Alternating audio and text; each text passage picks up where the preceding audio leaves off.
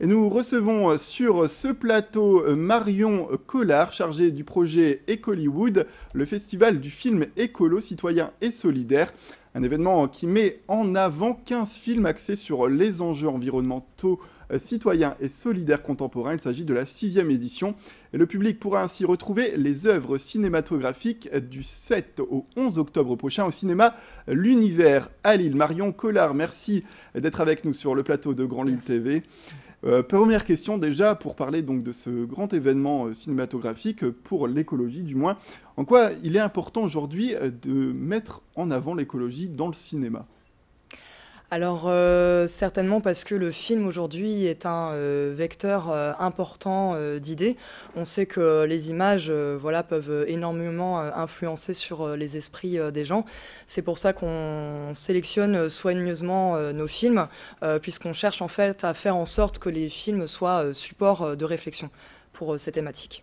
Des supports de réflexion donc divers, il y a des choses très concrètes j'imagine dans ces films, c'est jamais insinué ou... Oui, bien sûr, on a des thématiques très concrètes. Les thématiques principales, je dirais, de cette édition, c'est l'immigration, puisque nous avons 2 films sur l'immigration. Un film qui s'appelle Tout à reconstruire de Marine Place, également Les Messagers de Laetitia Tura et Hélène Crouzilla.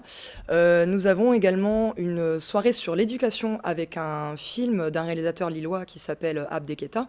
Donc le film s'appelle Le savoir est une arme. Nous avons également une soirée sur la thématique de la biodiversité et également une après-midi sur une thématique citoyenne avec le film Bassin miné et le film J'ai pas voté. D'accord, on le voit depuis 6 ans donc, que l'édition existe. Est-ce que les enjeux au final changent chaque année? J'imagine, puisque vous parliez tout à l'heure des migrants, c'est un thème qui est largement d'actualité aujourd'hui. Oui, effectivement, l'immigration est d'actualité en ce moment. Alors après, pour nous, c'est à la fois un hasard, à la fois, effectivement, les films qu'on reçoit sont aussi le reflet du monde d'aujourd'hui et les réalisateurs s'inspirent forcément de l'actualité.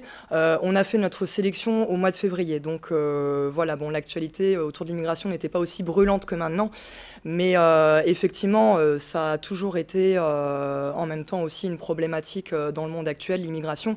On avait par exemple il y a 2 ans passé des films sur les Roms. Donc voilà, le festival s'est toujours quand même inspiré de ces problématiques de citoyenneté. Et pour revenir peut-être sur un point, l'écologie, c'est une thématique qui est largement, elle aussi, d'actualité. On le voit avec le scandale Volkswagen, Oui. et puis le gouvernement français qui aujourd'hui met l'accent sur les problématiques écologiques avec la COP21. Est-ce que c'est un point positif pour vous quand vous organisez un festival avec ces thématiques-là, justement?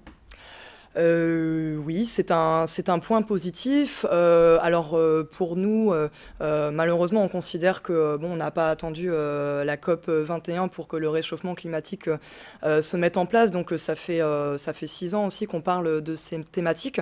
Après, effectivement, on constate en ce moment qu'il y a une certaine prise de conscience, en tout cas dans les médias. Et effectivement, pour nous, c'est intéressant puisque si les personnes s'intéresse à ça, ça veut dire que voilà, il y aura certainement des débats qui seront intéressants à la suite des films. Justement, vous parlez de débat, donc du 7 au 11 octobre, hein, c'est ça, au cinéma L'Univers, il y aura aussi la présence donc, de réalisateurs, mais Oui. aussi d'acteurs peut-être. Il y aura vraiment des interventions concrètes où les gens pourront mieux comprendre, discuter sur les œuvres qu'ils vont voir. Oui, c'est ce qui est très important pour nous dans ce festival. On organise en fait à la suite de chaque film une discussion, donc dans l'idéal avec le réalisateur. Parfois aussi, ça peut être des intervenants ou des personnes qui sont présentes ou qui jouent un rôle majeur dans les films, même si la plupart des films sont des documentaires. Par exemple, pour le film Bassin miné qui se passe à Hénin-Beaumont, sur en fait le Front National à Hénin-Beaumont, on aura une discussion avec la résistante dans le film qui s'appelle Marie-Françoise Gonzalez. Voilà. Et aussi un événement culturel qui s'adresse aussi bien aux grands qu'aux petits. Il faut peut-être Oui. le préciser également. Oui, tout à fait. Alors, on a une séance pour les 3-5 ans le dimanche matin, donc qui s'appelle le Tout Petit Ciné. Donc, c'est une sélection de courts-métrages, d'animation, où en fait, le but, c'est vraiment l'éveil de l'enfant, essayer de montrer des films qu'on n'a pas souvent l'occasion de voir à la télévision ou au cinéma. D'ailleurs, c'est aussi le cas des films grand public. Donc, la séance, elle sera accompagnée de crêpes pour un goûter et aussi de lecture jeunesse. Très bien. Voilà. Écoutez, merci beaucoup Marion Collard d'être venue sur le plateau de Grand Lille TV pour parler donc de cet événement Eco-Hollywood qui, je le rappelle, se tient du 7 au 11 octobre prochain au cinéma L'Univers à Lille.